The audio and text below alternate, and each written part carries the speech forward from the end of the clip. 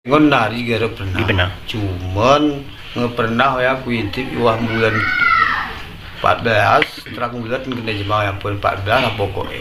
Ya meranadi, meramah bagi sawah kunyur-kunyur. Berat we. Cuman paling dia ya pasti we beti ke we intip.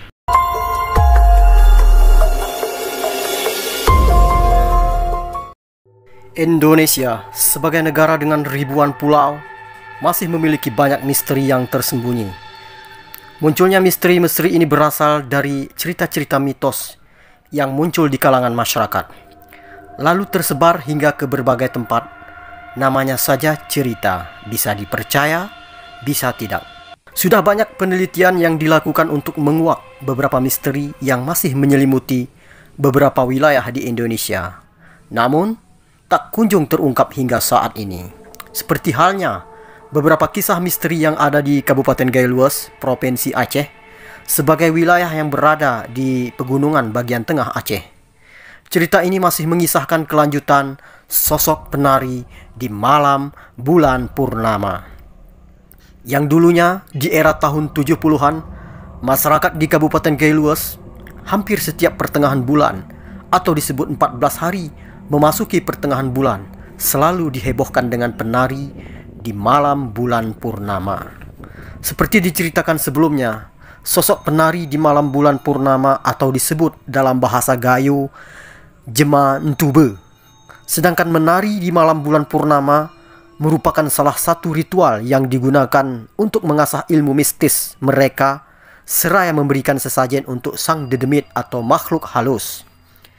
Beberapa kisah yang dituturkan warga, seyogyanya mereka hingga saat ini belum pernah melihat secara langsung sosok penari di malam bulan purnama itu. Namun, mereka sering mendapati berupa sesajen yang diduga adalah milik para penari itu. Terkadang, sesajen itu terdiri dari berbagai menu makanan yang sudah matang ataupun masih mentah. Kue ngonari gara pernah. Pernah. Cuman pernah ya aku intip wah bulan 14 terang bulan kena jemaah yang pun 14 lah pokoknya. Ya meranadi, meramah bagi sawah kunyur-kunyur. Berat we. Cuman Tuhannya. Tahun 80-an kah? Kata aku tahun 80-an paling harta sendiri nih. Sing ngaran we benari ya ke mahana. Sana bangsa ngemahe ke kanak kok nek cari kuburan. Ya bangsa memang mai peraheun. Oh ya. Kalau kita ngono ya geriat intip beti hewa ya ke mentip. Semula sawahnya jam 3 malam. Ya kira-kira dapat di mangga kanan nang men.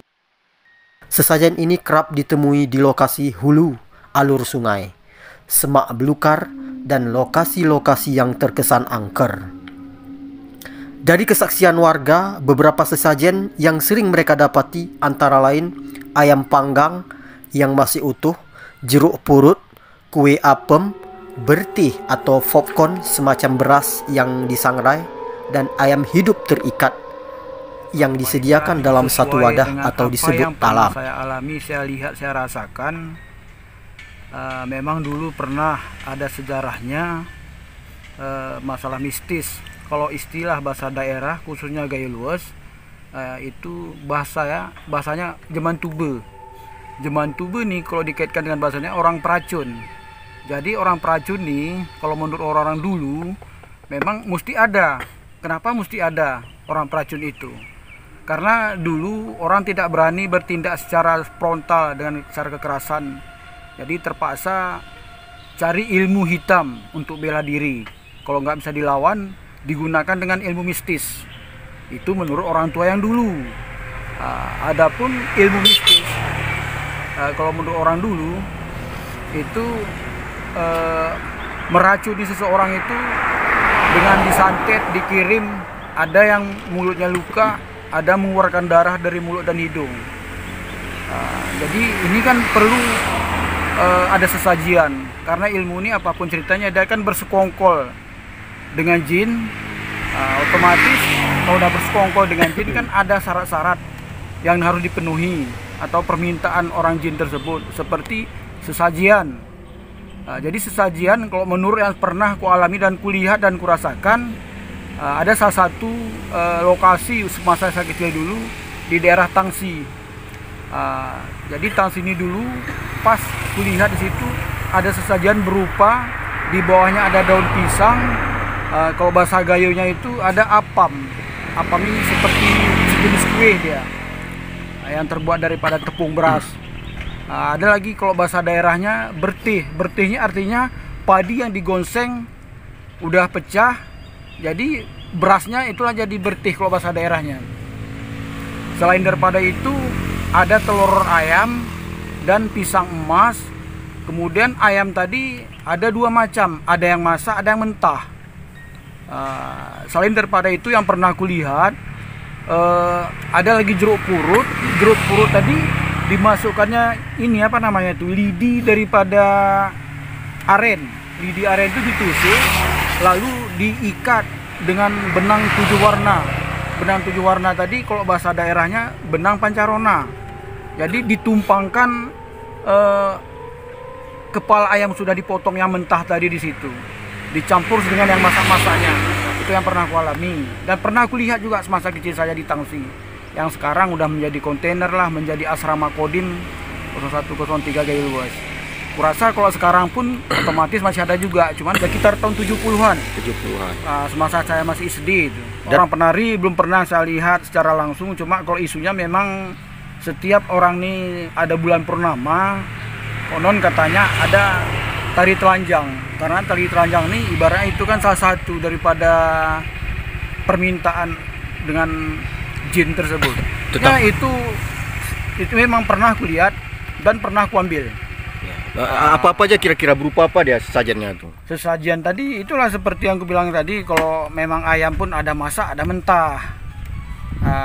Habis itu ada lagi yang ini telur tadi kan, telur ayam. Kalau menurut orang tua yang pernah aku tanyakan itu, kalau ada temuan seperti itu apakah bisa kita makan, apakah enggak. Jadi kalau menurut orang tua, kalau yang masak itu apa salahnya kita makan? Masa yang mentahnya kita makan? Kalau yang masaknya bisa saja. Berarti ibaratnya itu makanan untuk yang sahabat pengguna jin tadi. Untuk makanan sahabatnya, atau makanan jin. Maka dibilang sesajen. Disajikan untuk jin. Kalau menurut orang tua dulu. Tapi hanya sesajennya. Kalau orangnya langsung tari telanjang di bulan purnama itu belum pernah saya rasakan dan belum pernah saya lihat.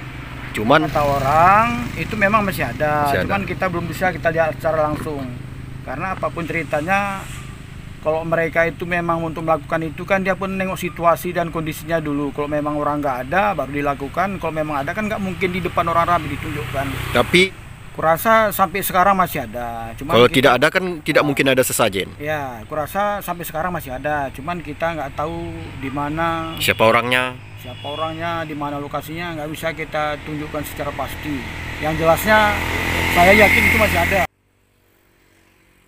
Pertanyaannya, lalu untuk apa para penari di malam bulan purnama itu melakukan hal demikian setiap 14 hari di pertengahan bulan?